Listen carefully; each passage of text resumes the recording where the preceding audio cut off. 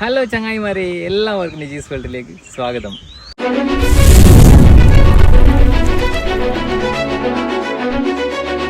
ഞാനിന്ന് നിങ്ങളുടെ മുന്നിൽ ഒരു വ്യത്യസ്തമായ ഒരു വീഡിയോ കൊണ്ടാണ് വരുന്നത് കേട്ടോ. നമ്മളെ ഇതിനിടക്ക് കണ്ട ഒരു വീഡിയോ ആയിരുന്നു. അത് കണ്ടപ്പോൾ തന്നെ എനിക്ക് എടുക്കാൻ വേണ്ടി തോന്നി.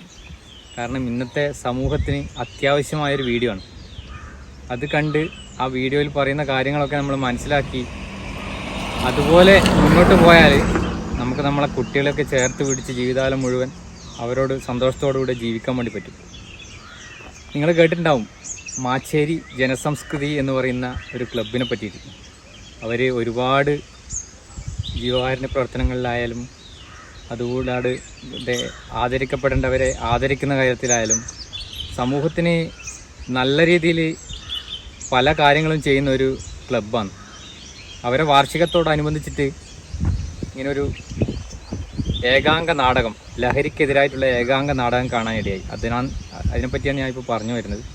അപ്പോൾ നമുക്കത് കാണാം. അത് കണ്ടിട്ട് എല്ലാവരും എങ്ങനെയുണ്ടെന്ന് കമൻറ്റ് ചെയ്യും. അപ്പം നമുക്ക് നേരെ ആ നാടകത്തിലേക്ക് പോകാം. സംസാരം കേൾക്കുന്ന പോലെ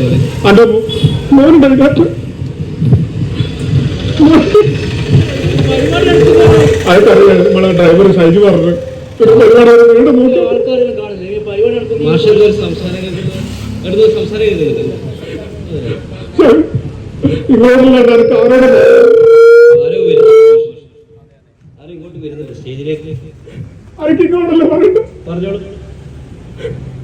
നമ്മളെന്താ ചെയ്യണ്ടേ? നമ്മൾ എത്ര കഷ്ടപ്പെട്ടിട്ടാ നോക്കുന്നത്, എന്നിട്ട് നമുക്ക് കിട്ടുന്ന കൂലി ഉണ്ടോ? നിങ്ങള് ഇന്നലെ വീട്ടിൽ പോയതാ, പോയി നേരായിട്ടും വീട്ടിൽ വന്നിട്ടില്ല. ഒരു കാര്യം എന്തോ പറയാൻ വേണ്ടി വന്നതാണ്. നിങ്ങൾക്ക് അറിഞ്ഞൂടെ ഒരു കുടുംബം മറിച്ചിട്ടുള്ള കഷ്ടപ്പാട്? നിങ്ങൾക്ക് എല്ലാവർക്കും അറിഞ്ഞൂടെ സാറേ?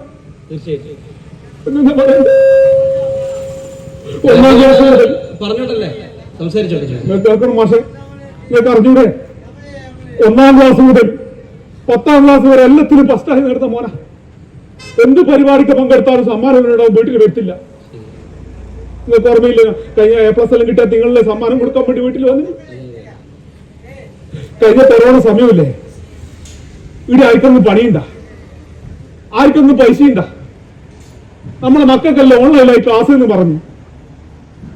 സാറേ, മോന്റെ ടീച്ചറെ പിടിച്ചിട്ട് പറഞ്ഞ് ഓനൊരു ഫോൺ മേടിച്ചു കൊടുക്കണം, നല്ലോണം പഠിക്കുന്ന മോനെ. ഞാൻ കൂലിപ്പണിയെടുക്കുന്ന ആളാണ്. ഞാനിങ്ങനെ ആവലാതെ പറയുമ്പോൾ അന്നത്തെ ആർക്കും പണിയുണ്ടാ.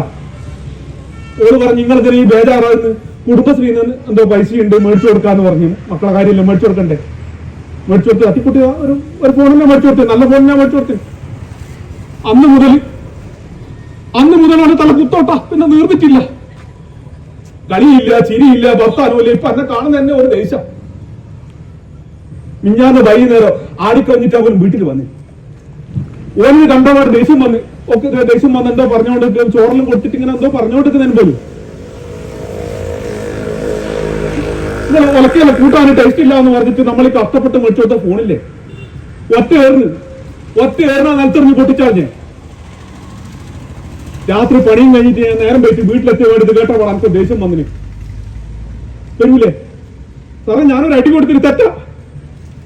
നമ്മൾ മക്കളെ നന്നാൻ വേണ്ടിട്ട് ഒരു അടി കൊടുക്കും തെറ്റാ? അപ്പൊ പണം ഇറങ്ങി പോകാറുണ്ട്. അതിന് വേണ്ടിട്ടാ നമ്മൾ മക്കളെ പോറ്റുന്നത്. എന്താ ചെയ്യണ്ടേ?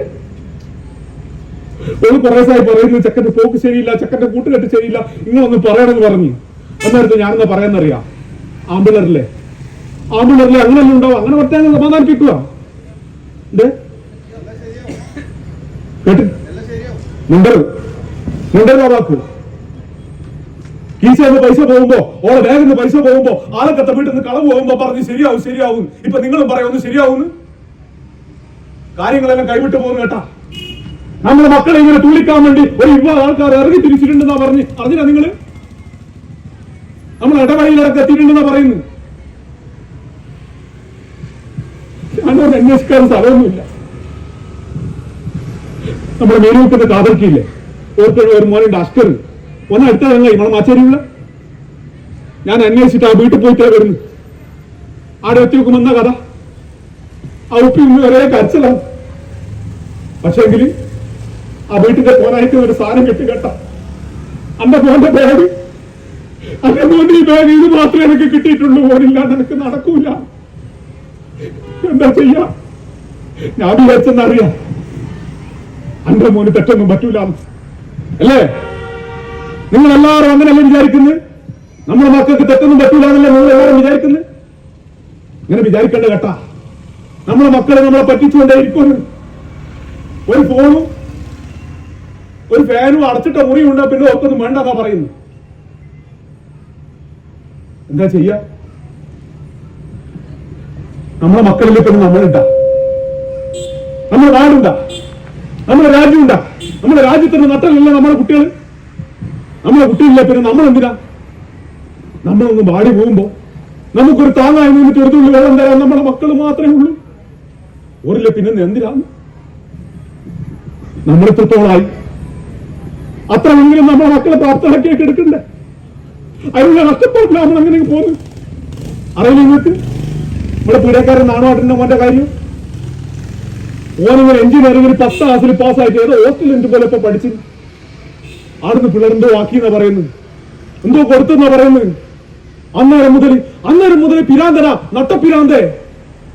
നമ്മുടെ മക്കളെന്തെങ്കിലും തെറ്റിയത് സഹിക്കാൻ പറ്റുമായിരിക്കും? സഹിക്കാൻ പറ്റുന്നവർക്ക് നാണക്കേടെല്ലാം വിചാരിച്ചിട്ട് മാഷെ ഓനെങ്കിൽ കൂട്ടി വന്ന് റൂമിലിട്ടിട്ട് അങ്ങ് പൂട്ടി. അന്ന് രാത്രി ഒരേ ഒച്ചപ്പാട് എന്ന് പറയുന്നു. പിറ്റേന്ന് രാവിലെ ഓന്റെ അമ്മ എമണിച്ച് ചായ കൊടുക്കാൻ വേണ്ടി വാതിൽ വന്നപ്പോ കണ്ട കാഴ്ച എന്നാന്നറിയാം. നിരാസകൽ ഇങ്ങനെ മാന്തിപ്പൊളിച്ച് കണ്ണും തുറച്ച് ഉടുതുണിയില്ലാതെ ചോരി വലിപ്പിച്ച് മരിച്ചു കിടക്കുന്ന കാഴ്ചയാ. അന്നേരം കിടന്ന ഓന്റെ അമ്മ എമണിച്ച് പിന്നെ എണീച്ചിട്ടില്ല. എന്താ ചെയ്യാ? ഞാനൊരു കാര്യം തീരുമാനിച്ചു കേട്ട, ഇനിയുള്ള എന്റെ ജമ്മു ഉണ്ടല്ല, ഇനി നിങ്ങളെല്ലാം മക്കളാണെങ്കിൽ കൂടി അവർക്കെല്ലാം ഒരു കാവലാളായിട്ട് ഞാൻ ഉണ്ടാവും കേട്ടാ. കാവലാളായിട്ട് ഞാൻ ഉണ്ടാവും. കുറ്റിക്കാട്ടിൽ ഈ പുഴുവരിക്കാത്ത നമ്മുടെ ഈ മരത്തിന്റെ കൊമ്പിൽ തുണി ആടാത്ത ഈ പുഴയിലൊന്നും അഴുകാത്ത ഒരു തലമുറ നമുക്ക് വേണ്ടേ? നിങ്ങളെല്ലാവരും എന്റെ കൂടെ ഉണ്ടാവില്ലേ?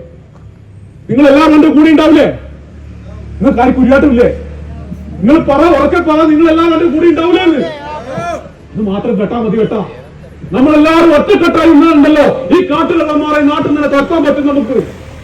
നമ്മളെല്ലാവരും ഒറ്റക്കെട്ടായി നിൽക്കുന്നത് മാത്രം. അമ്മയിൽ ചടക്ക് നീ വെക്കേണ്ടത് ഒരൊറ്റ വരുത്തണം. നിങ്ങളെ പരിപാടി തുറക്കാൻ വേണ്ടി വന്നല്ല. ഞാനൊന്ന് അപ്പുറം ചക്രക്കൽ കൂടി ഒന്ന് അന്വേഷിച്ച് നോക്കട്ടെ. എന്താ ശരിയാണ്?